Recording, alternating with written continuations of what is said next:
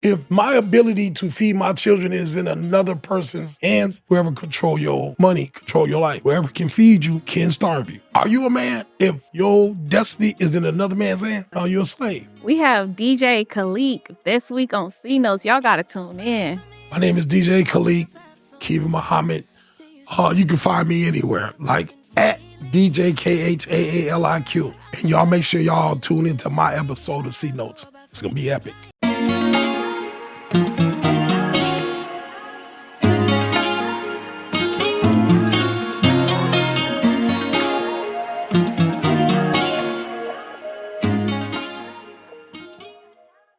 Hi, welcome to C Notes. Our topic for today is on the cutting edge. And that cliche really gets at being proactive and staying current with whatever trend or field you're in. And today's guest, he really embodies that.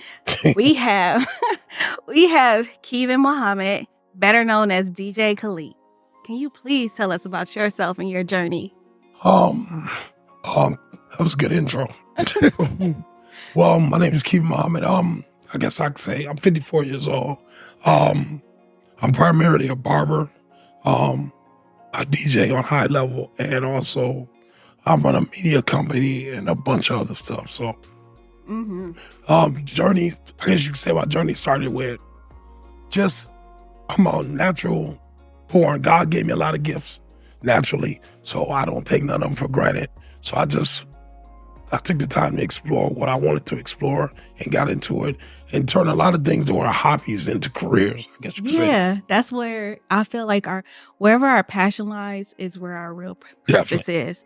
And that's why I tell people, I talked about this I talk about this a lot.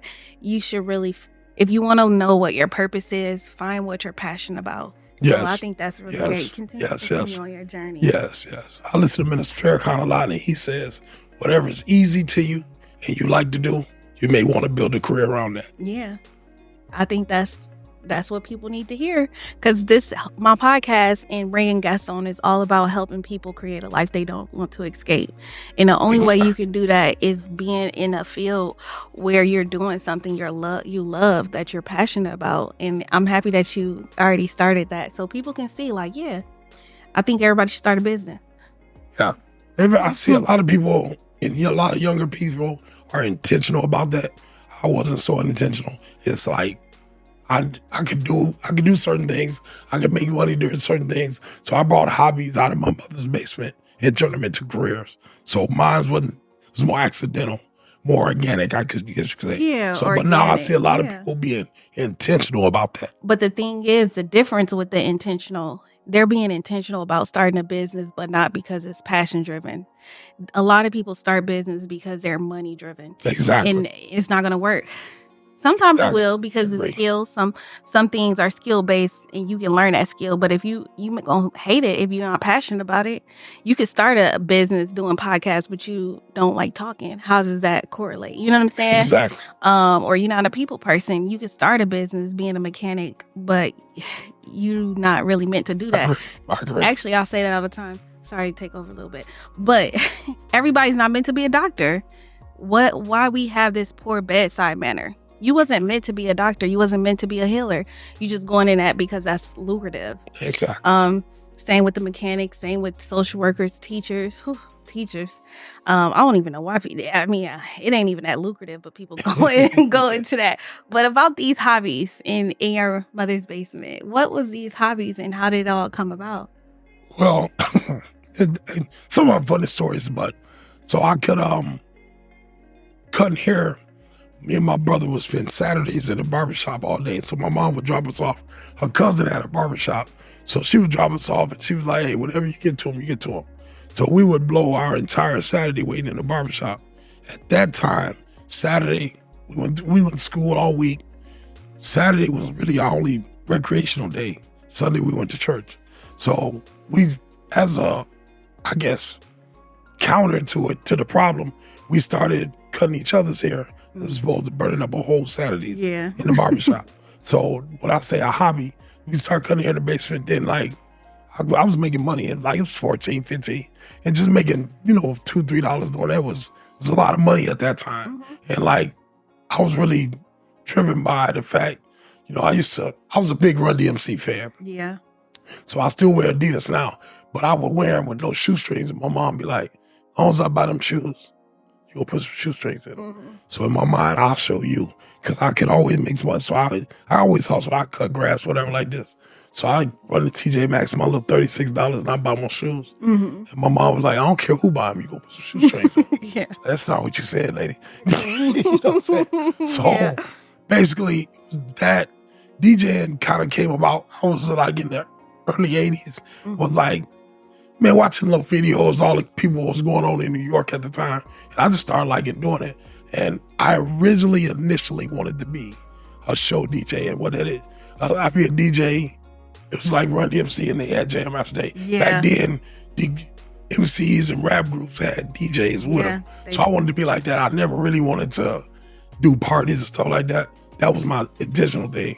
But I started making music and beats and stuff like this, and I started throwing parties to buy music equipment, drum machines, keyboards, stuff like that.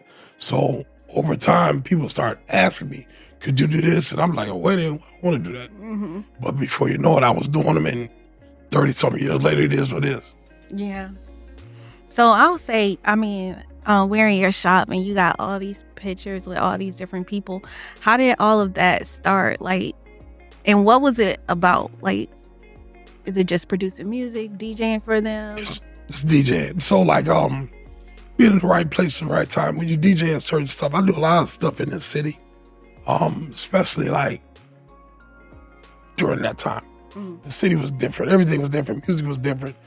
You had that time if you was coming out with an album, you had to do the promo work. It didn't just pop up on your phone. Yeah. You had to go to the store and buy it. Yeah. So how the music industry was, we would do like promo Tuesdays. So Tuesdays, people would come into town, go to local radio station, whatever. Then we would like, we had a Tuesday night, industry night. So same people would come through, they put out all their promos and stuff like this. You had to work the record. Yeah. Now you had to just pop the record, put it in.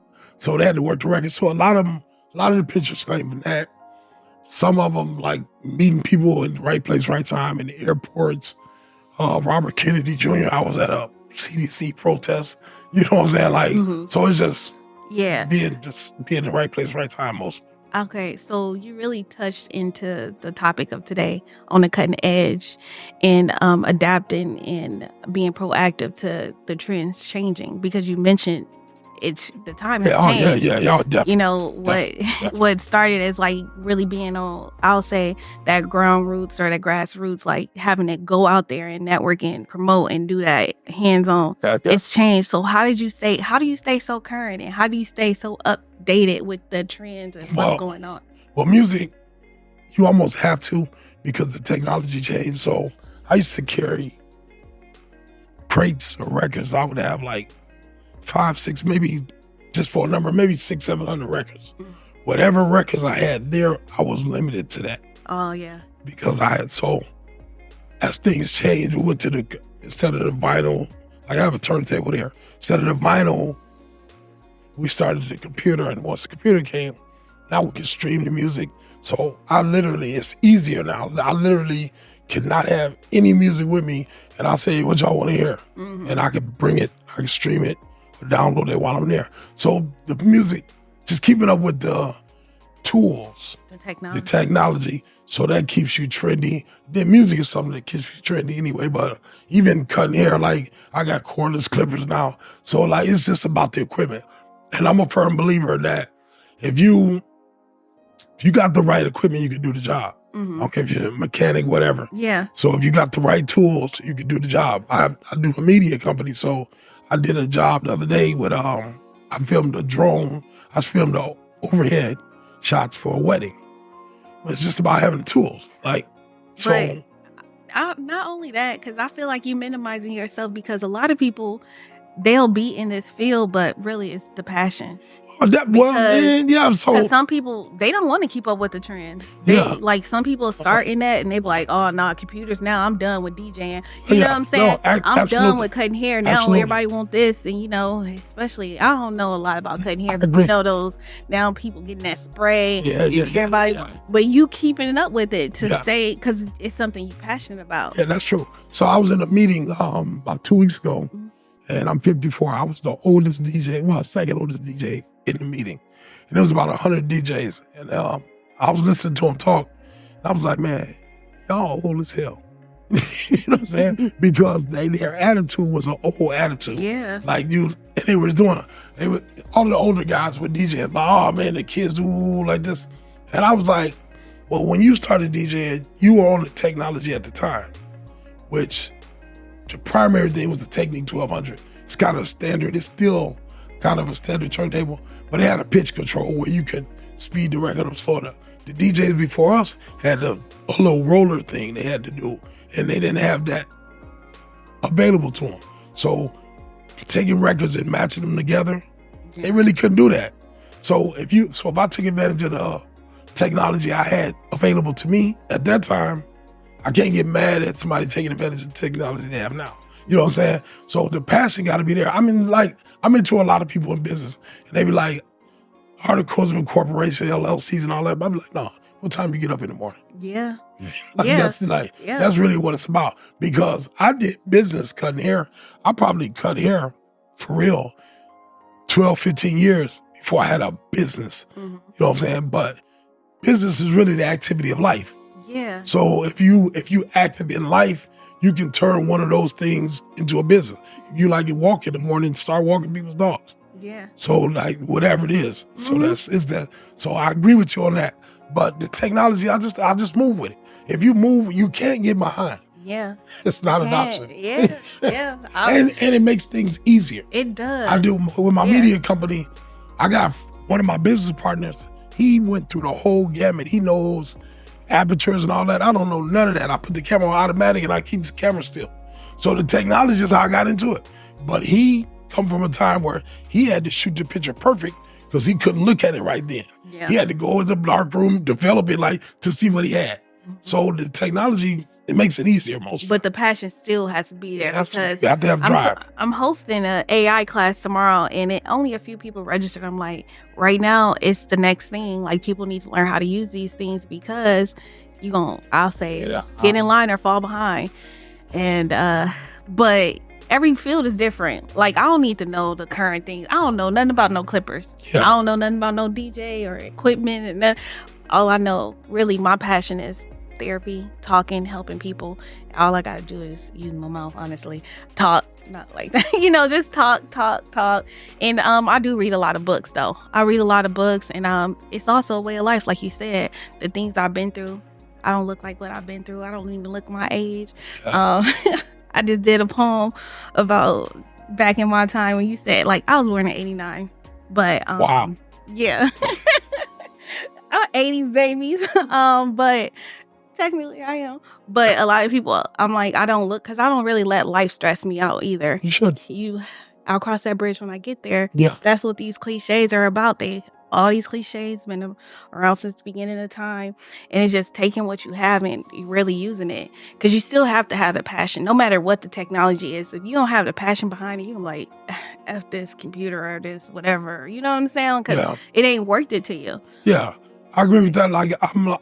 So if you have the right drive, so I say you keep using the word passion. That's a good word. I tell people consistency and discipline. Yeah. You know what I'm saying? So if you sell hot dogs on the corner long enough, people will know you're there and they'll start looking for you. You know what I'm saying? So the passion, I agree with you on that, but the drive, and people just lazy. Yeah. And you have to be current with the time. You said the therapy is very current. The time, that's a demand now. It is. A high demand. It's a necessity. It is. You know what I'm saying? So that's about being on time. So a lot of times in business, you have to be on time with certain things also. You have to be able to move with the times, because certain things that are relevant one moment are irrelevant the next moment. And if you get stuck with the one that was relevant, you make yourself irrelevant once it becomes relevant because you're locked into it. Yeah. So that kills a lot of people. So over time, like this October 2nd will be my 35th year cutting hair. 89. My first year in the barbershop was October 2nd, 89. I got out of high school in 88. And I got kicked out of high school. So my mom made me go to hair school. I was already cutting hair. Yeah. I didn't want to go. So she made me go. That I didn't want to work in the shop that they wanted me to work in. Cause I was in the basement. I was chilling. Like I was killing them. $5 a hair because I was tearing their ass up. You know what I'm saying? So my mom made me do that. But October 2nd, it'll be 35 years. And it really wasn't intentional. My mom and her cousin owned the shop, and my mom was like, you need to do like this. And to get them to leave me alone, I'm like, I'm going to do it for about 6 months, then don't ask me nothing. And then I was 35 years later, because it's a hard business to walk away from because I can do whatever with it. I can literally, like, if I have to go out of town to DJ or something like that, all I have to do is send my technology, send my clients a text message. I'm only working 2 days a week. These are 2 days a week, and to move around. So it's almost impossible not impossible. So it don't make sense to leave. Yeah. You know what I'm saying? Because it's there, and cutting hair really is my B plan. So it allows me to fund and try other things. Yeah. So but the passion has to be there. I agree with you. Yeah. But consistency and discipline is definitely everything too. Everything. If you have the discipline, you can save money, lose weight, whatever. Mm-hmm. It requires discipline. Discipline is one thing no one has. Yeah. No one. It's like not a lot of people. Yeah. I do a word of year, and discipline was my word last year. Obedient is this year. Instead of doing New Year's resolutions. But yeah, I definitely agree with you. But I feel like it's easier to be disciplined if you're passionate about it. That's just what I feel. Because I agree with that. However, even passion is emotional. So sometimes you lose passion. Yeah. If you lose your passion for it and you stay disciplined, the passion returns. Yeah. The discipline that gets you through certain things. Discipline makes you wake up at a certain time. Yeah. Discipline makes you do certain things at a certain time, even when you don't want to. Discipline allows you to do things even when you don't want to. So that's what discipline is. So last night I DJed till 2. By the time I packed up and got home, it was about 3:30. And I was like, damn, 6 o'clock. But it's really my regular schedule. Yeah. So my friend was like, I told her, hey, call me. So I know it's for real, because I don't know you, but it's real. I'll be there. So anyway, but that's kind of normal. Yeah. So I have the same lady, I cut her hair every Friday morning at 7. So my Fridays start at really 5:30, 6. I'm a Muslim, so I get up for prayer anyway. I'm always up. So that day turns into a Friday night. I'm doing every Friday night DJing. So that turns into really 4:35 in the morning all the way to 3 the next morning. Automatic. So that's normal. So Saturdays, I don't cut hair on Saturdays. That was a milestone for me. Yeah. Because, and everybody, you a barber don't cut hair on Saturdays? Yeah, man, listen, I did Saturdays for 30 years, never missed 2 in a row. I don't want Saturdays or nothing. Yeah. I don't know. So I guess I had the instinct. During COVID is when I did it. But anyway, so now my Saturdays, I can catch up a little bit. But I usually got to do a wedding, or I got to DJ Saturday night, something like that. So it's a regular schedule that people look at like, hey, that's nuts. No, it's not. It's like, so I move like a machine, because sometimes I lose the passion. Like, man, I don't even want to deal with these people. But I make myself deal with it. I don't want to deal with the situation. I make myself. It's the discipline. So that's what I rely on. That's my backfall. Mm-hmm. You know, I'm like, and I talk to myself, get your ass up and go. Yeah, you know, and I think that's also because I be having my moments like when I first wake up, because I wake up, I have a schedule too. I wake up every day at 5, but really 5:30. My alarm is at 5:30, but I beat my alarm. I go for a walk. I do 10,000 steps, and then I my morning stuff. Then my first client is at 10. I set up my schedule too. I was a probation officer for 10 years, and that helped me too a little bit with setting up a schedule. And then I didn't work on the weekends. I had Saturday and Sunday off, government job. So I was like, I love that though, because prior to that, I was working all the time because I worked millions of jobs before probation. I worked at every fast food restaurant, nursing homes, all of that. And my schedule was everywhere. So working as a probation officer provided schedule and routine for me, which I love, but it kept me away from my kids because I was in Chicago. So when I'm commuting. So basically I'm going for 10 hours. 10 hours out the day I'm gone. Then I got to come home, cook, do all this. So I was like, when I first started my business, I overwhelmed myself.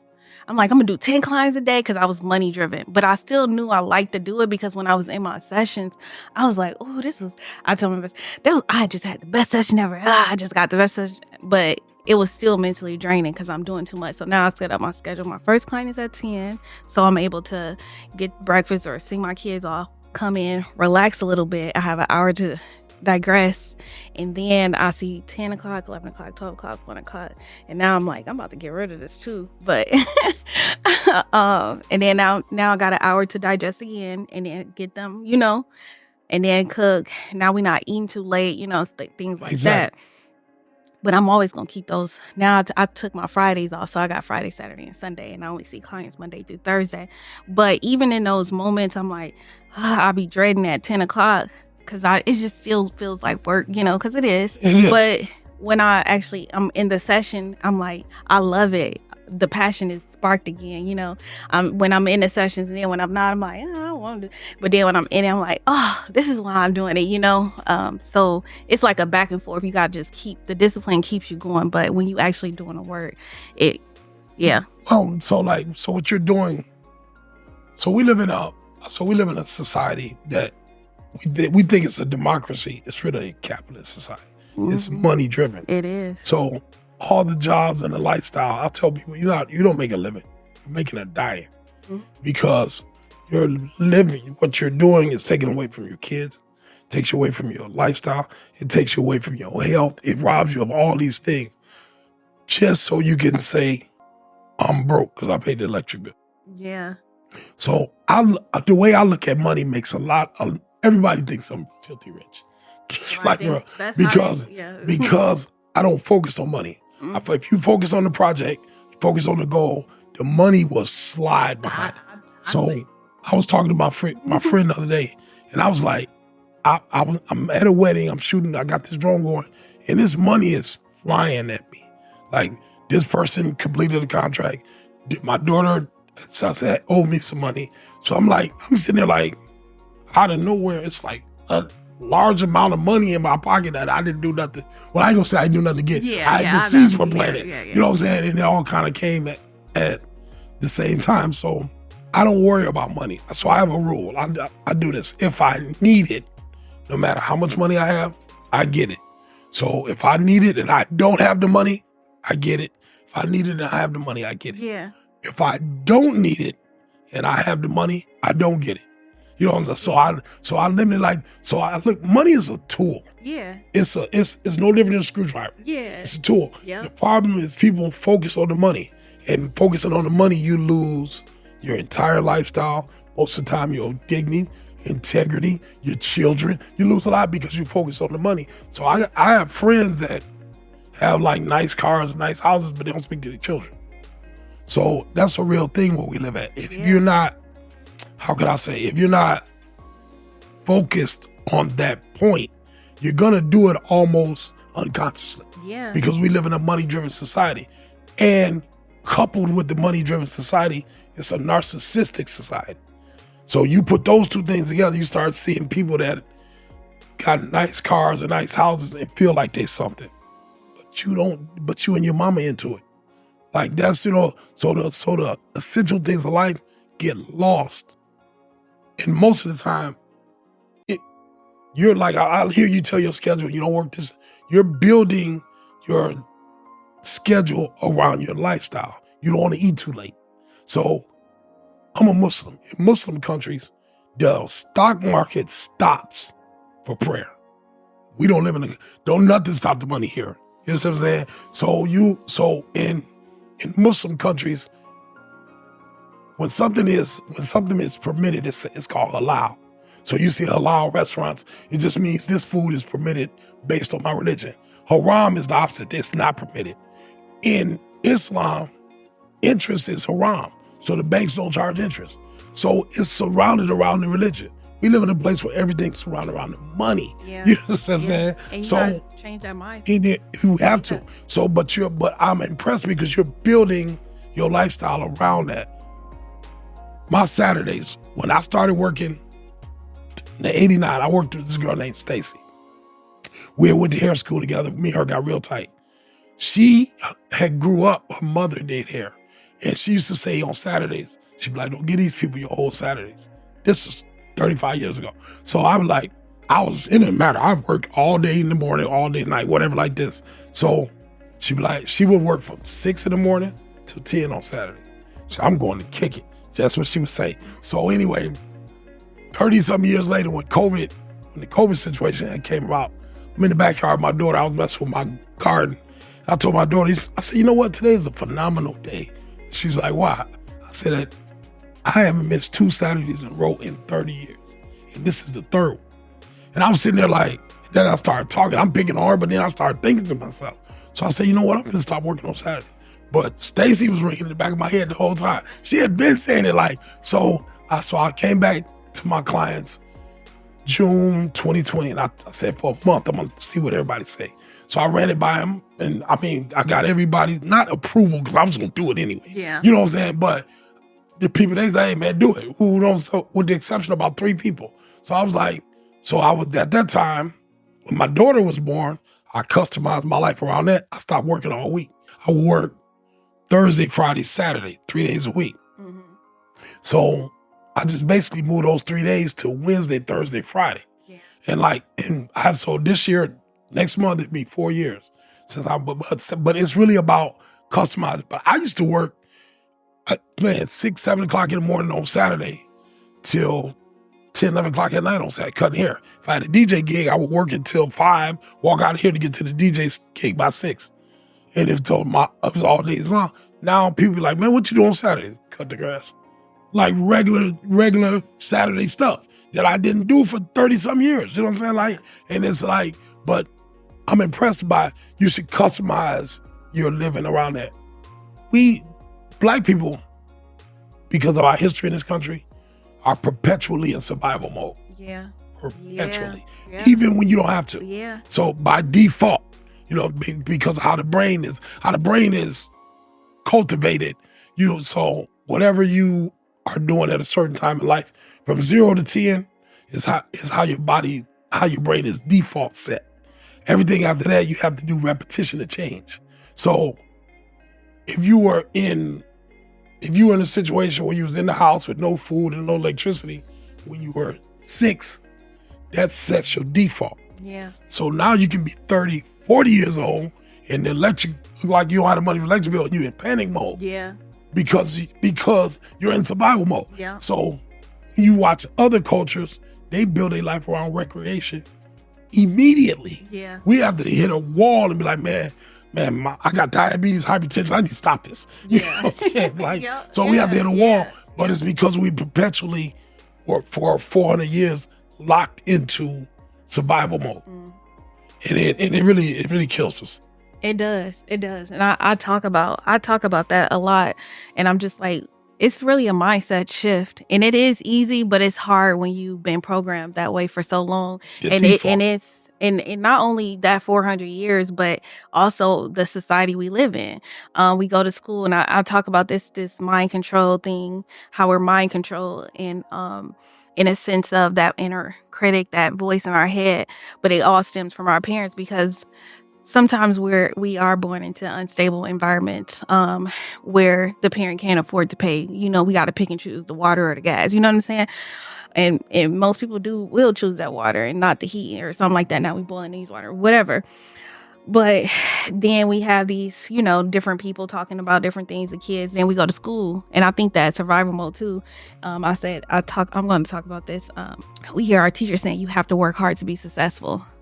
So now that's programmed in our mind at 5. We hear that at 5. You have to work hard to be successful. And now you, like, if I'm not working hard, I'm not successful, you know? But yeah, and I'm just trying to change people's mindset. Like, life isn't hard. It don't have to be hard. You know, we make it more complicated than what it needs to be.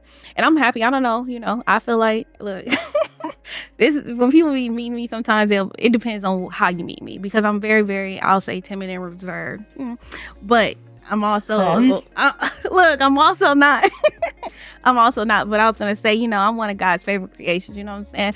So God put this in me to have this mindset. Like, I've always been optimistic and positive, and sometimes too strong. And I probably had this savior complex, and I had to surrender myself to God so I can, you know, be who I am and be at peace and actually not take on everybody's responsibilities around me. Well, surrendering is key. So, it is. Yeah. No, so I'm like that too. I'm real lucky. Like, people will see these pictures, or I got an older black lady. She's a client. She's from Mississippi. She grew up in the segregation and all that. She's an older lady. So she asked me, she said, "Are you some kind of big time DJ?" I was like, "Why you ask me that?" She said, "Because I was talking to Trent, and Trent was like, you was on TikTok, you got all these followers." I said, "I don't say it's big time like this." So yeah, I'm humble with it. Yeah. A lot of times.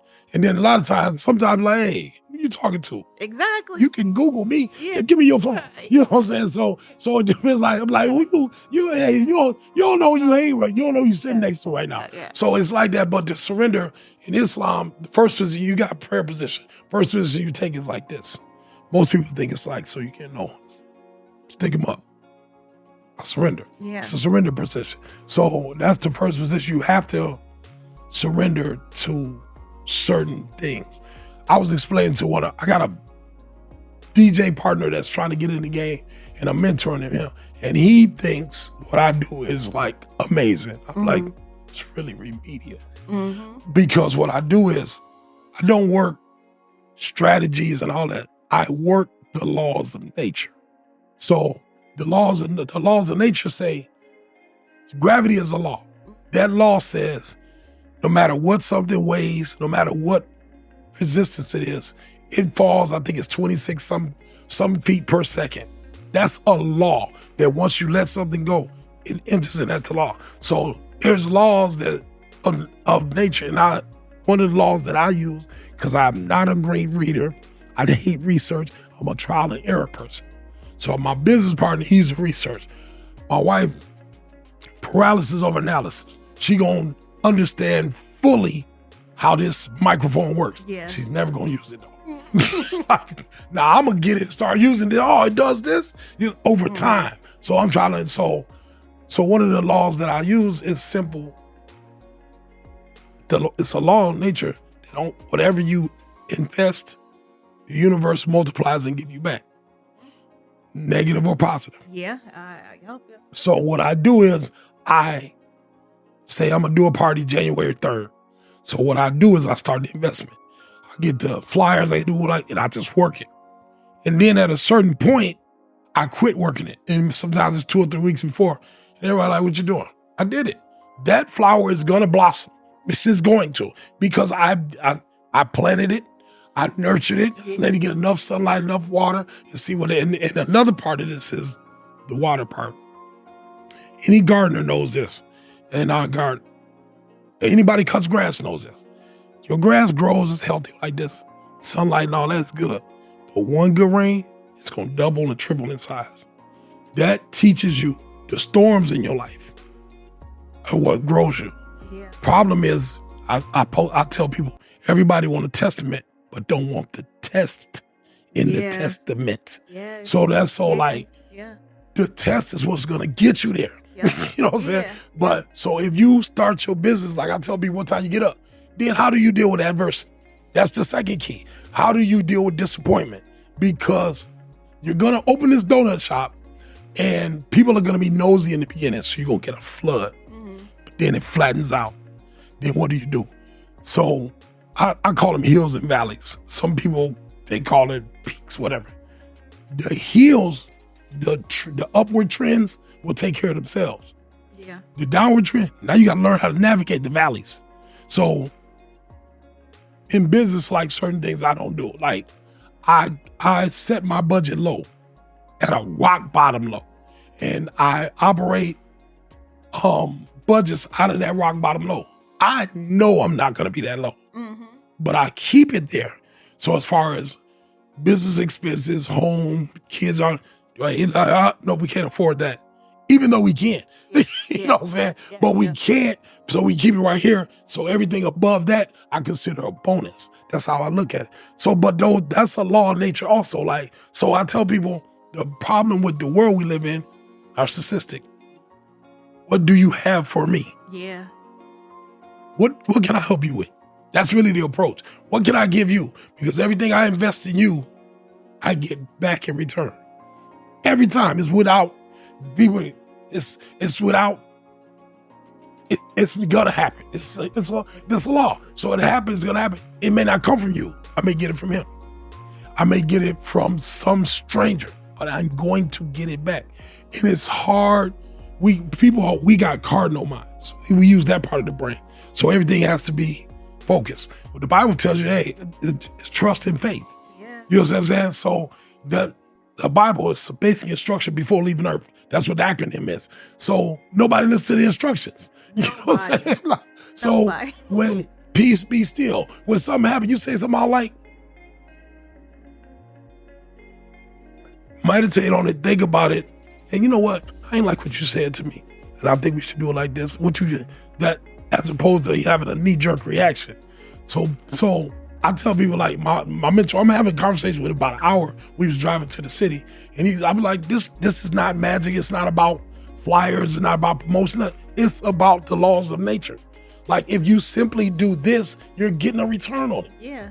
And it's simple, but it's the oldest thing. It's the oldest. That's why when I first started, I said it's not rocket science. It's really remedial. Yeah. It's really remedial. Yeah.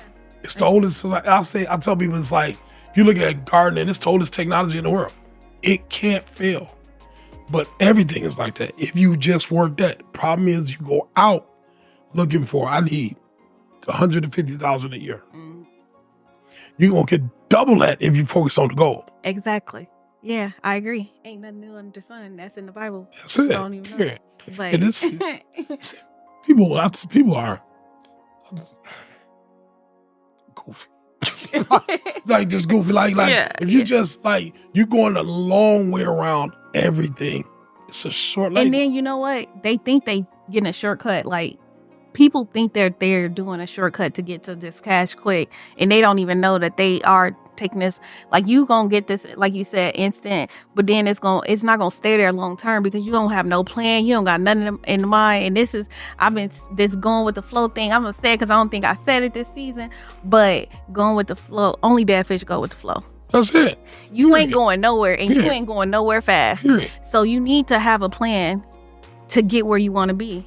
And everything gonna come. Everything that you want is gonna come. Stop trying to, I need this money, I need that. But yeah, I mean, when the money comes, they don't even know what to do with it. They don't know how to invest. They don't know how to. I tell people, when you watch me walk, you're not gonna know if I got $5, 5,000. I'm gonna move the same way.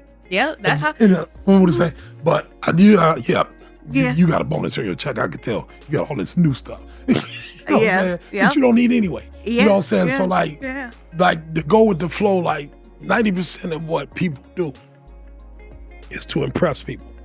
My stepfather used to say something that is scripture. Like he would say in his vernacular, and it sort of sparked my language. He's like, my mom would mess some money up or something like this. He'd be like, she's trying to impress them broke ass niggas. Mm-hmm. And then he would say, the nigga ain't got a nickel more than you. You trying to impress him. That's scripture to me. Yeah. So when I get 18, 19, 20 and I pull up to the park and I see these dudes with $13,000 paint jobs and I'm getting the same girls on the Schwinn. Mm-hmm. The same girls on the Schwinn. I'm riding a bike and get the same. Yeah. So I understood like that principle. Man, what you trying to impress dude for him? Why not? You don't have nothing. You know what I'm saying? So I watch people. I'm in a barbershop and I watch people compete. So like mentally, when you work in this business, you can't afford to have an attitude because you deal with so many attitudes. So I got a little old lady that's fussy. Then the next one, I cut the chief of police hair. Sometimes I cut the mayor's hair. The next one be a dude that smell like bud. The next one be this girl that got drama with her baby daddy. So all these attitudes floating. I have anger issues. So I have to stay right here. Can't get too happy. I don't even play with my emotions. Yeah. I don't even float because I know what I'm capable of. I would choke everybody in this room if y'all keep playing with me.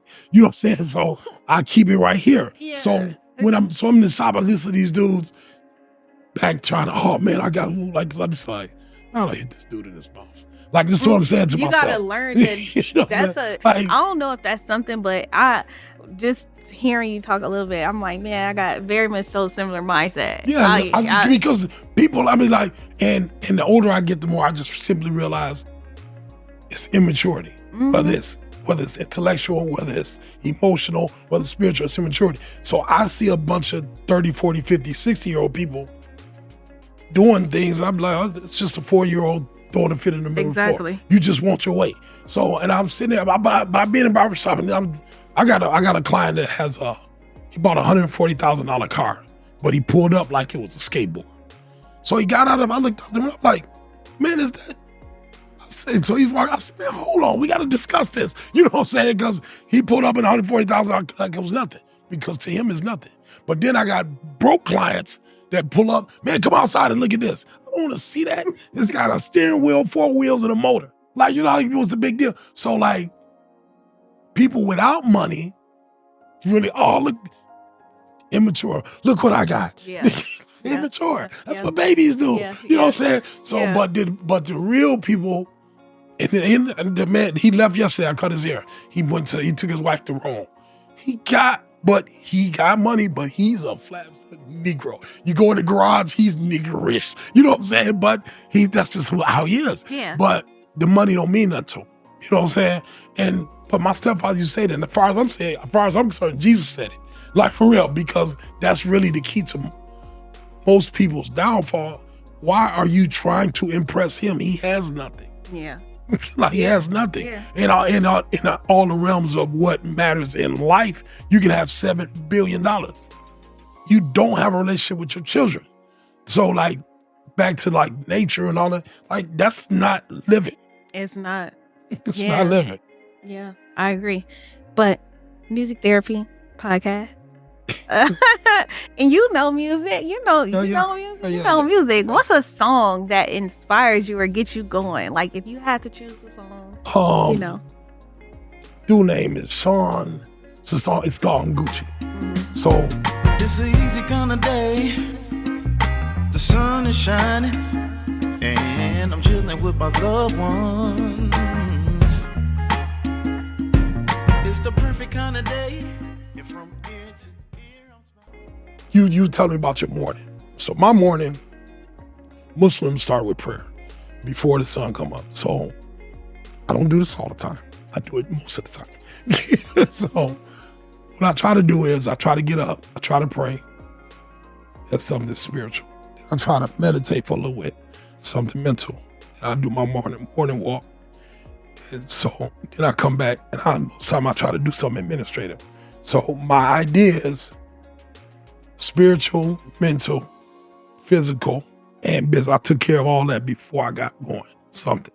So, and one of the tools I tell people when I mentor them in business, spend 1 hour a day on whatever you're trying to do for 30 days, and you'll have it up and running. 1 hour. You got 24 of them, just one. So when you don't do that 1 hour, that lets me know you don't do nothing. You know what I'm saying? Like, you're not serious. Yeah. So I try to set my morning like that. So then I set my morning, then I walk in here. But that song is a song. It's like a high vibration song. And he's basically saying, I'm easy. He said, yeah, I'm all right if you're all right. And you can go anywhere you like. As for me, if you don't mind, I'm gonna sit right here and unwind. That's what the song say. Yeah. You know what I'm saying? Like, the period. So that's the song I kind of start with. And it's got this, it's not like a classical song, but it's got the right vibe to it. Yeah. So I'll start like that.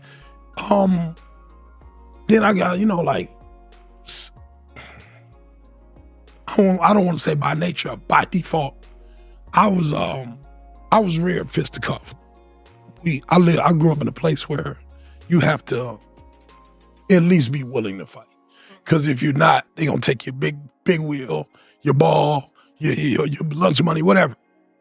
So unless you're willing to put up some level of resistance, that's what your circumstance would be.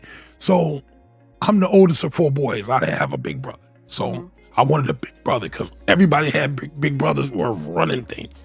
You know what I'm saying? Yeah. So we 10 and you got a 14-year-old brother, so you running the 10-year-olds. You know what I'm saying? So I'm a person like, hey, win or lose, you're not finna treat me like this. Yeah. So with that said, back to the little song. So I got fight songs too. You know what I'm saying? So I have songs. So it depends on what energy I'm looking for, like Public Enemy, Fight the Power, stuff like that. Hey, like, you know what I'm saying? Depending on what you're looking for that day. Yeah. But I start the morning right. But once I start, and most times that's the song I listen to. It's Sean, new name Sean Hinton. That's his name. So it's kind of like so the R&B, all that's gone. So like now you got this. It used to be blues, but now it's called Southern Soul. So you got all these artists that arise, most stuff from the South. So it's replacing the R&B. So it's one of those songs. But it give me a song. But like back to the fight thing, I was like, I was really like that. So I don't like a lot of talking. That's why I be like, sit there. Look, you just woofing. Now you ain't never been in a fight in your life. You know what I'm saying? No, I'm saying, I'm talking in general. So I be in the barbershop listening to people. Oh man, you ain't tough. I'm in my head, I'm like, it's so I'm telling you, you got the same mindset because, but that's old me. I'm very different from how I used to be when I grew up and where I grew up. But, I'm all about mental, physical, spiritual, and I love that.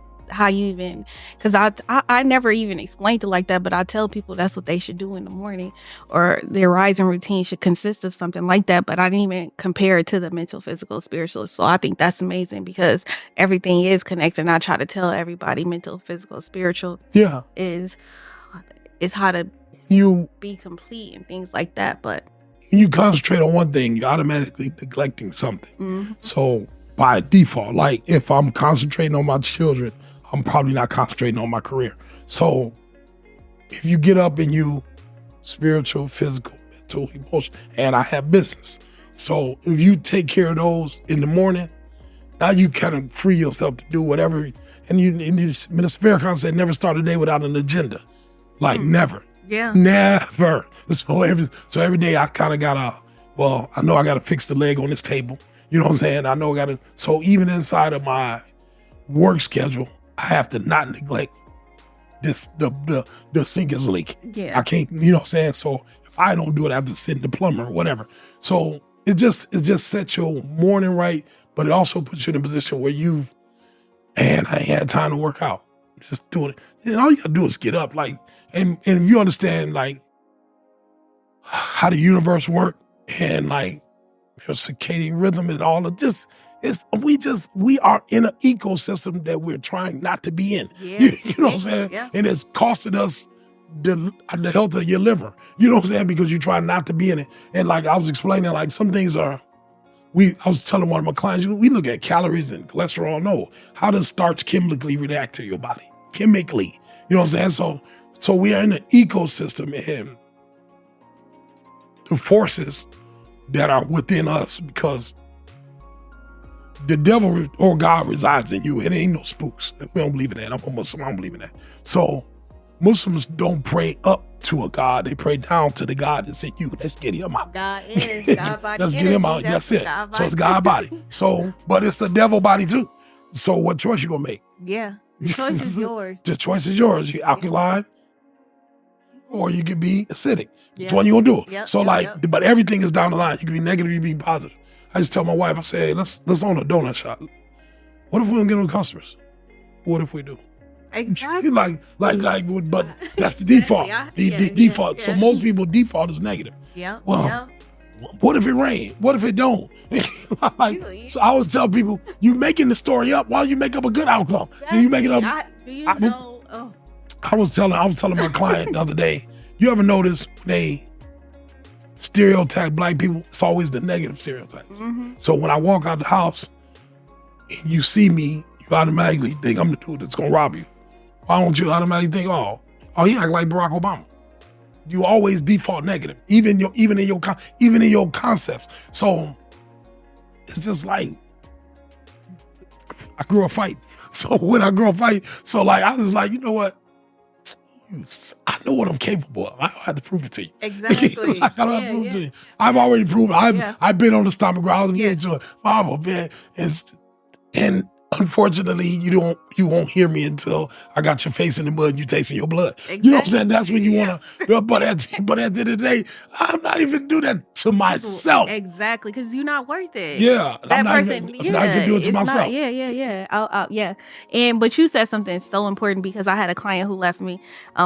We ain't really, because I'm not about to allow anybody to control my emotions, not even that voice in my head. So they gave the scenario like, what if I make it to her dream job and everything goes wrong? I'm like, you already said something like you made it to your dream job. Like we don't even, the scenario's like, okay, you made it to your dream job. And then it was like, and it goes left and they could fire me. I said, but what if they don't fire you, you get another job and you get you know what I'm saying? Like people don't know they're holding themselves back by talking that negative energy into themselves. But for every, But like you said, scenario. You make it exactly up good? Just why don't you make it with a good outcome? You creating the whole scenario. Yeah, just like we could be our worst critic. I say, but what about being your biggest cheerleader? That's it. Be your biggest cheerleader. That's it. Sometimes I'm sitting on the computer, like I'm editing, doing a job like this, and I cuss myself out a lot. So I be sitting there. So my friends, I be like, damn it, Keevin. Like if I make a mistake, then I'll get up, then I'll turn around and be like, when I finish something, I'm like, hey, I want you to get up at my funeral and say, that's a bad man, Landy. She's like, why? Look at this right here. So I celebrate. I look at this right. Look at this right here. I'm a bad man, so I'll say that a lot of times. So you have to cheerlead for yourself. I mean, we live in a place where people, it's not cool to compliment. It's not cool to celebrate. It's not cool. It's cool to hate on each other. You know what I'm saying? And like, I grew up with these people in my age group. So a lot of people in my age group got a lot of hang-ups with the younger people. I only got a couple hang-ups with them. But everything else, I'd be like, man, I be dealing with these kids with my media company. They got retirement plans when they 33 and 34. My mom like, y'all work over here for 40 years and then they gonna give you a watch and a BS pension that they gonna steal from you anyway. So why put your destiny in that man's hands? Exactly. And you grown. Exactly. Like you grown. Like is that really grown? If my ability to feed my children is in another person's hands, Ms. Farrakhan say, whoever control your money, control your life. Whoever can feed you can starve you. That's the day if they got the power. So if that's really, you really as a man, are you a man if your destiny is in another man's hands? Exactly. Are you a slave? Which is our default. Mm-hmm. We got our slave mentality makes us, we default on the slave side a lot of things. You know what I'm saying? But like, and it's not hard. And just get up and act like you're grown. Exactly. Just be grown. Exactly. So, is there a message you want to leave to our audience? If there was something that you wanted to tell the world, because we provided therapy for the world in here in conversation style, you know what I'm saying? Is there something you want to leave? Therapeutically, I'm like, one thing I tell people all the time, hey, take the cuffs off yourself. Take the cuffs off yourself. Make it easy and do it. It's not hard. It's not rocket. Just do it. Wake up and just do it. Quit worrying about how your mama think about it and your friends. Just do it. That's it. Let go and let God. You gotta lose your mind to free your mind. That's it. Hey, and be on the cutting edge. Stay current and do what you gotta do. If you free your mind, your ass will come right behind it. Man, it was really great talking to you. Free your mind and your ass will get right behind it. Now your ass free too. Yeah. But yeah, I'm so happy we did this interview. Oh yeah. I enjoyed it too. I really did. So thank you guys so much for tuning in. And please check out our next week's episode. But yeah, it's been a pleasure. And remember, always be on the cutting edge.